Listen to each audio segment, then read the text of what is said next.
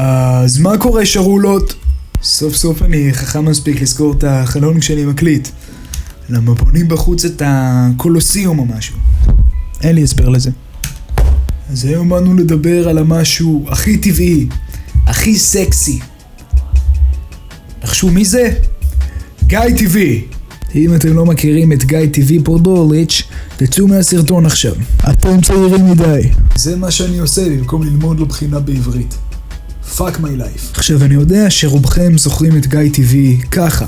רצחתי את התרנגול, פישלתי פה ובגדול.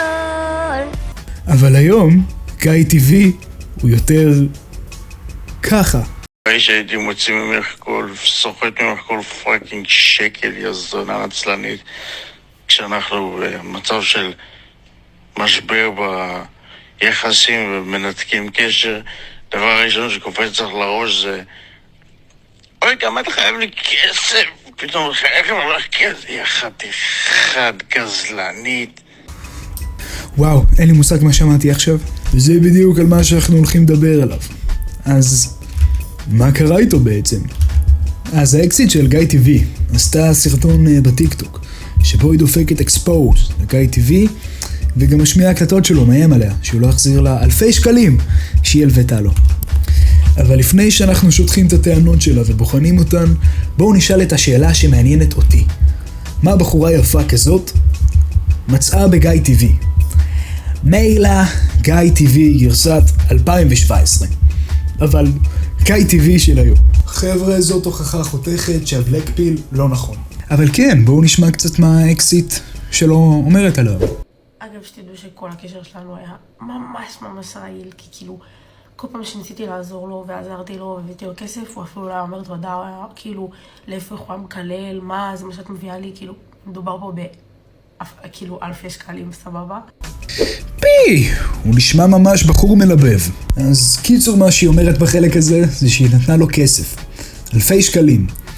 והיא by the way חיילת בודדה, כן? זה לא שהיא שוחה באגמי זהב ואוכלת כל יום קוויאר. היא ממש לא נסיכה סעודית או משהו. ומה שבאמת הזוי, אם זה הכל נכון כמובן, וקשה לי להגיד שלא, כי הכל מוקלט, אבל לכאורה. מה שהזוי זה לקלל את החברה שלך, שגם באמת מאוהבת בגוש הכתום הזה, כן? גם יפה ממנו פי 17, גם מוכנה להלוות לו כסף, ללא שום חוזה של מועד החזרה, ואחרי כל זה אתה בא ומקלל אותה, כשהיא נותנת לך את הכסף שלה. ואני כאילו מדמיין איך השיחה הזאת הולכת, כן? היא כזה, היי גיוש, זאת אני החברה האהובה שלך, וגיא כזה, היי שרולה, תביא לי את הכסף שלך. ואז היא כזה, בכיף הדוגי שלי, אני חיילת בודדה, ואתה עשית בוכטות בפרסומות למילקי, שאמורים להספיק לך לעוד איזה 20 שנה, אבל אני בכיף מוכן לתת לך 1,000 שקל. הוא כזה, רק 1,000 שקל, חתיכת זונה נצלנית, זה לא יספיק לכל הקרק, לכאורה, שלי.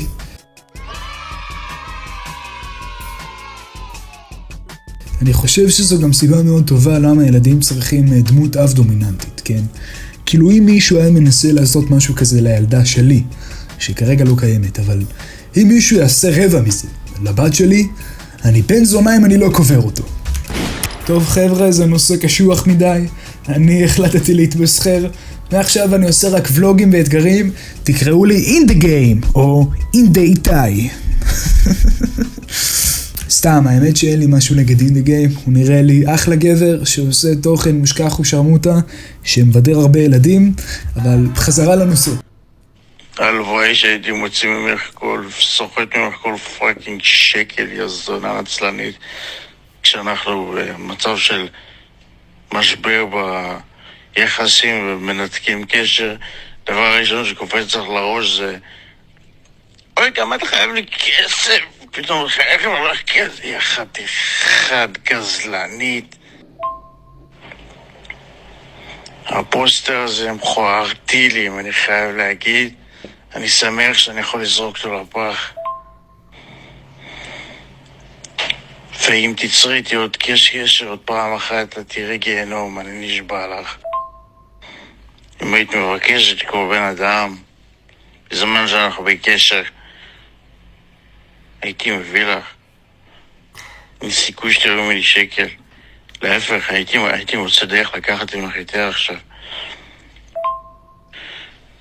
זה פרופיל אישיות של פסיכופת. איזה גועל נפש. כמו ששמעתי עם הבן אדם, לא שפוי, וזה אפילו לא טיפה ממשהו, זה אפילו לא אחוז ממה שהוא עשה לי. אני אשמע לכם מאוד. קשה לי קצת לשמוע את זה, אבל אני בסדר. אז שחררי ממני? היא מגעילה, היא שמנה, היא חסרת ביטחון, היא נטושה על ידי ההורים, היא שבורה, היא מסכנה, היא חיילת בודדה. שיטי, יותר קשר בכם, שמעת? גיא, אני לא אמר... שמעת או לא? מה יש לך? אתה מבין שזה כבוד בסיסי? שמעת? זה אתה הבטחת לי, אתה לא יכול להבטיח ולא לקיים. אתה לא יכול לקחת ממני כסף, להגיד לי אני אחזיר לך. זורק עליי, זה הדבר הכי מגעיל שעשו לי בחיים, ועוד אחרי שסיפרתי לך שכבר עברתי את זה עם ההורים שלי, בכלל. אני פשוט בהלם מההתנהגות הזאת, סבבה? עכשיו, עזוב את זה, סבבה? אני לא הבנתי איך אתה יכול בכלל לדבר אליי ככה. אני יודעת שאתה עובר דברים, ואני יודעת שאתה פאקינג בחרה, וגם זה למה הייתי בשבילך 9 פאקינג חודשים. מה, הזמן? לא, אתה לא תדצק לי עכשיו. אם אלה איזה... משהו אחד קטן שהתעכבתי עליו, כן, הוא קורא לה שמנה. באמת, אתה גיא טבעי. והיא גם לא שמנה, כן? אולי היא טיפשה, כי היא יצאה איתך. אבל זה סיפור אחר. גם איך שהוא נשמע, כן? זה סופר מפתיע. זה למה לא עושים סמים ילדים, כן?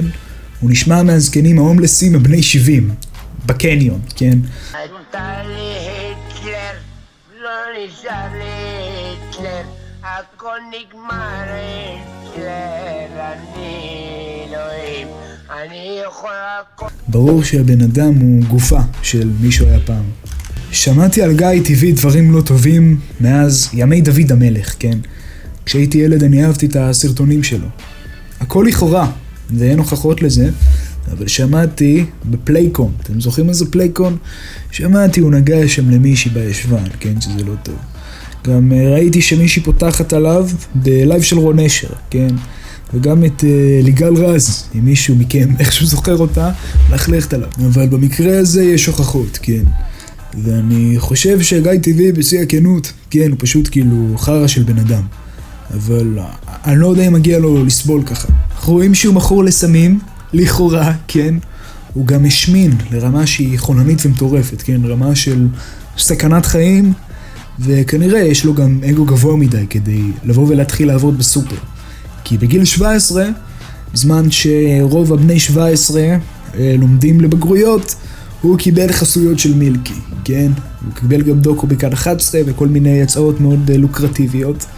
הוא היה למשך תקופה מאוד ארוכה יוטיובר מספר 1 של ישראל.